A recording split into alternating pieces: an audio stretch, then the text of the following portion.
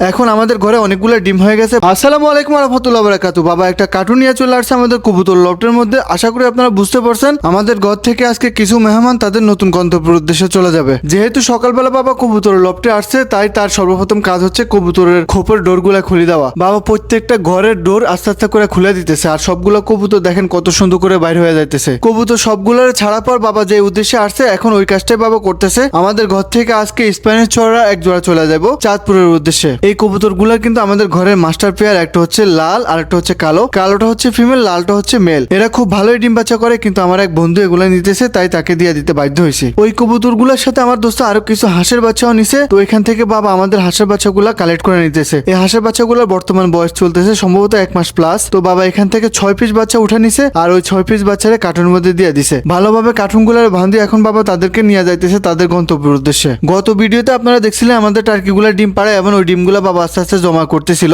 এখন আমাদের ঘরে অনেকগুলো ডিম হয়ে গেছে, বাবা ওই ডিমগুলো ইনকিউবেটরের মধ্যে বসাই দিব, তাই তারিখ দিয়ে দিতেছে যাতে পরবর্তীতে বুঝতে পারে কখন এই ডিমগুলো ফুটবে। একটা একটা করে বাবা সবগুলো ডিমরে ইনকিউবেটরের মধ্যে বসাই দিছে। অনেকদিন পর অনেকগুলো ডিম আমরা একসাথে মেশিনের মধ্যে দিয়ে দিছি টার্কির। আমাদের নতুন মেলটা আসার পর এই প্রথম অনেকগুলো ডিম আমরা মেশিনের মধ্যে দিছি, যদিও নতুন মেল আশা করে একটা ভালো রেজাল্ট পাবো। গত ভিডিওতে আপনারা দেখছিলেন না আমাদের ঘরে কতগুলো বাচ্চা ফুটছিল, আর একটা ডিমরে বাবা ভাঙি বসাই দিছিল। বলছিলাম না 1-1.5 ঘন্টার ভিতরে ওই ডিম থেকে বাচ্চা ফুটি বাইরে হতে পারবো। ওই বাচ্চাটা ফুটি বাইরে হচ্ছে আর সবগুলোর সাথে হাঁটাহাঁটি করতেছে, আর এখানে বাচ্চাগুলা পুরোপুরি ফুরফুরে অবস্থা আছে। এখানে আরো কিছু সময় থাকবো, এরপর আমরা তাদেরকে বুডিং করে নিয়ে যাবো। এরপর পাশে যে হ্যাচারটা আছে বাবা ওই হ্যাচারটা খুলছে, আর ওই হ্যাচার ভিতরে দেখেন অনেকগুলা বেবি। এগুলো হচ্ছে আমাদের সুপার জায়ান্ট কটনিক্স এর বাচ্চা, আর কিছু হাঁসের বাচ্চা আছে। গত ভিডিওতে দেখছিলেন এই সুপার জায়ান্ট কটনিক্স এর বাচ্চাগুলো ফুটছিল, আর ওই বাচ্চাগুলো এখন পুরপুরে অবস্থা আছে। এদেরকে এখানে 1-2 দিনের মতো রাখবো, এরপর আমরা এদেরকে বুডিং করে নিয়ে যাবো ইনশাআল্লাহ। তখন আমি আপনাদেরকে এদের বাকি আপডেট গুলো দেওয়ার চেষ্টা করবো।